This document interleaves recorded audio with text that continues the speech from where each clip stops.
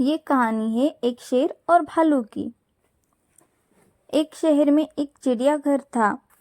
उस चिड़ियाघर में एक भालू, एक शेर रहते थे। दूर दूर से लोग शेर और भालू को देखने के लिए चिड़ियाघर आते थे। चिड़ियाघर के मालिक का नाम छोटू था। छोटू बहुत ही लालची स्वभाव का आदमी था। वह चिड़ियाघर में आने वाले हर व्यक्ति से एंट्री फीस लेता था, जिससे वह चिड़ियाघर से मोटी कमाई करता था। एक दिन की बात है, भालू बीमार हो गया। छोटू ने भालू का इलाज कराया, किंतु वह भालू को नहीं बचा सका। अब छोटू बहुत परेशान था, क्योंकि भालू के मर जाने के कारण चिड़ियाघर में आने वाले लोगों की संख्या में तेजी से कमी आ रही थी। छोटू ने सोचा कि अगर ऐसा ही चलता रहा तो एक दिन उसका चिड़ियाघर ही बंद हो जाएगा। छोटू ने आसपास के क्षेत्र में दूसरे भालू की तलाश की, किंतु चिड़ियाघर के लिए उसे कहीं कोई भालू नहीं मिला। छोटू दिन व दिन और अधिक परेशान होने लगा।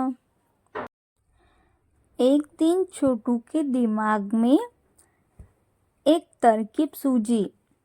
छोटू रमेश नाम के व्यक्ति के पास गया और उसे बोला, रमेश, क्या तुम भालू बनोगे? मैं तुम्हें इसके बदले बहुत सारा पैसा दूंगा। रमेश को छोटू की बात समझ में नहीं आई।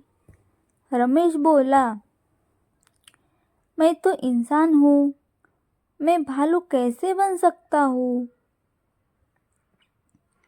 रमेश की बात सुनकर छोटू हंसा और हंसते हुए बोला, भाई, तुम्हें सचमुच भालू नहीं बनना है। तुम्हें तो सिर्फ भालू के कपड़े पहनकर लोगों के सामने भालू जैसा देखना है और भालू जैसा व्यवहार करना है। इसके बदले में तुम्हें बहुत सारा पैसा दूंगा, जिससे तुम्हारी गरीबी दूर हो जाएगी। पैसों के लालच में रमेश छोटू की बातों में आ गया और भालू बनने के लिए तैयार हो गया। अब रमेश प्रतिदिन भालू के कपड़े पहनकर लोगों का मनोरंजन करता था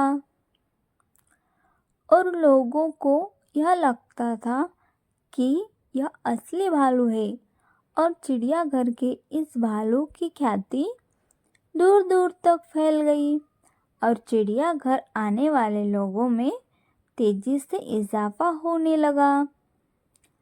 इस प्रकार छोटू और रमेश मिलकर मोटी रकम कमाने लगे। इस कहानी से हमें सीख मिलती है कि साथ काम करने से हमेशा फायदा ही होता है। धन्यवाद।